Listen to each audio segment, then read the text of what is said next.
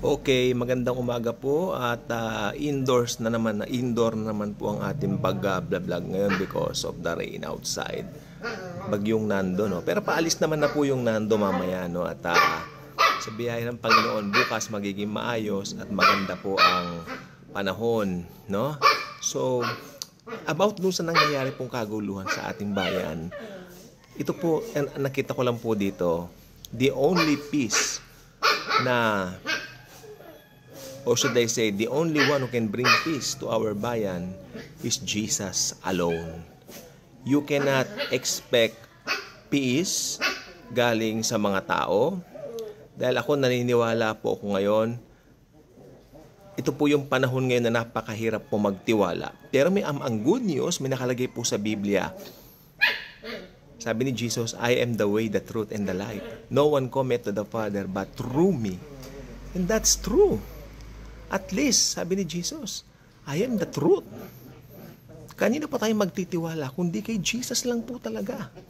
Okay? I don't say na parang hindi mo na mahalin ang mga magulang mo. No.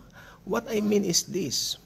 Maski ang mga taong pinaglalagakan mo ng pag-ibig mo ngayon, mahal na mahal mo, one day, magiging cold sila sa'yo. One day, iiwan ka rin ng mga yan.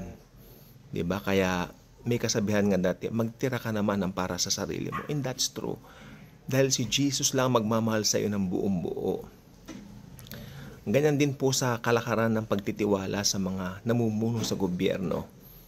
We can have their pangako and their promises habang sila ay tumatakbo.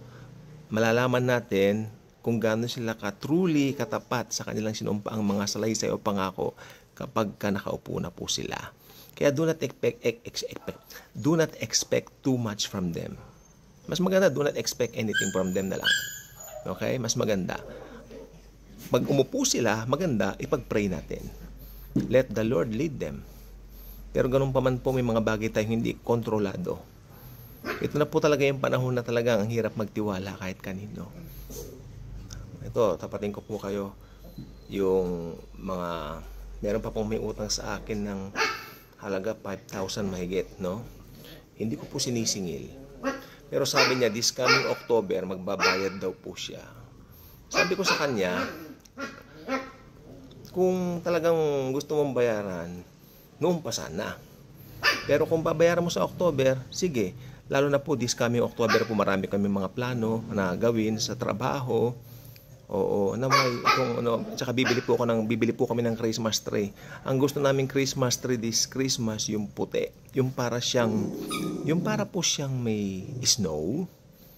At least man lang sa Pilipinas maranasan natin ng white Christmas, no. Tinapon na po namin yung green na Christmas tree namin eh. Hindi na po siya maganda. Masagwa, hindi na maganda nakikita. So ayun. Bago naman. Ayaw ni Lord ng luma. Gusto ni Jesus ibigay sa atin ang the best. So, kunin natin lahat, no? So, ayan po. Ba't po tayo napunta dyan? Ayun, dine sa mundong ibabaw na ini, you cannot trust anyone anymore. It's so hard. Especially when it comes to money. So, gusto ko pong ibahagi po sa inyo. Okay. Yang gulong yan sa EDSA ngayon, hindi naman po gulo yan. Actually, maganda po yan. They're expressing what they really feel about this kind of government that we have. Kanina po kausap po yung isang kapatid sa Panginoon, dismayado rin po siya. Pero sabi ko, come on, mga Kristiyano po tayo ang asin at ilaw ng mundo. And I hope ma-resolve po itong ganito. Sana ibigay ni Lord yung pinaka-the best na solution sa problema ng pangyayaring ito. Dahil sa totoo lang po, marami kaming plano next year, 2026, no?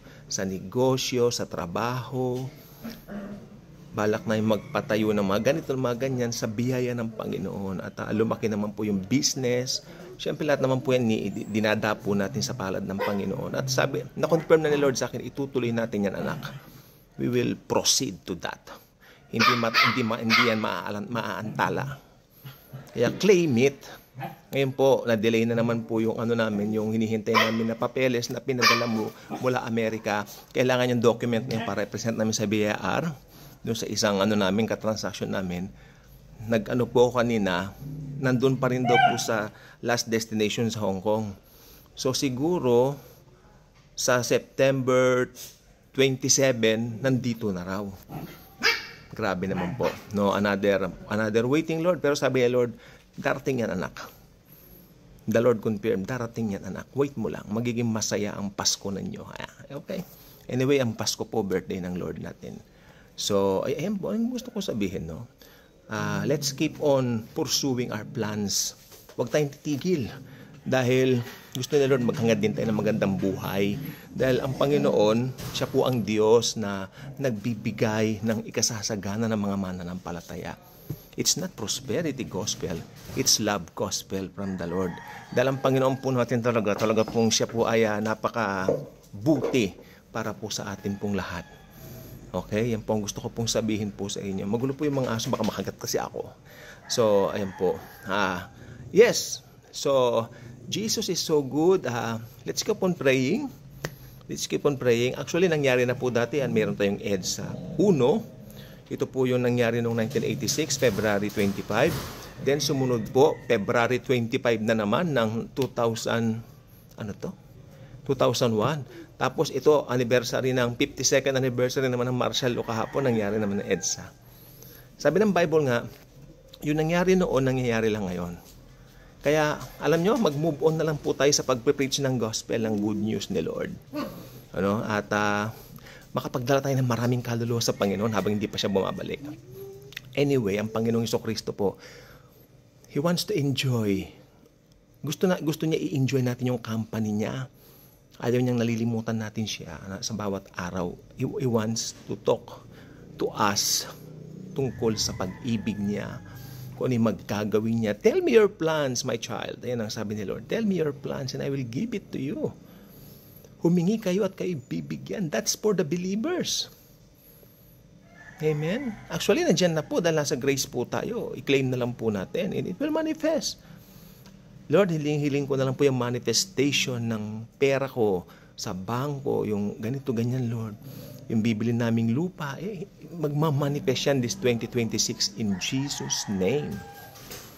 Kung hindi nang manifest ng 2026, magmamanifest sa susunod na mga taon, hintayin mo lang. The Lord wants to give you everything. So yan lang po at magkaroon tayo ng positive view. Napakapangit kasi ng nakikita mo, lagi nagkakagulo, gano'n.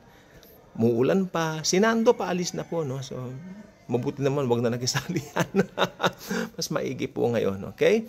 So, expect good things from the Lord. Kung ang year na ito ay hindi mo nagustuhan, mas magiging maganda ang 2026 sa ating mga Kristiyano. Kung hindi, 2027, walang katapusan yan hanggang may mundo, hanggang may panahon. Hanggang tumanda tayo ng 100 years old tayo, nandyan si Lord sa atin. Hindi, pababayaan. I-prosper na tayo. Ang kinin natin ng mga biyaya niya, wag natin pakawalan. Jesus wants to bless you, to bless me, to bless all of us. Thank you. Ano pa na ba to?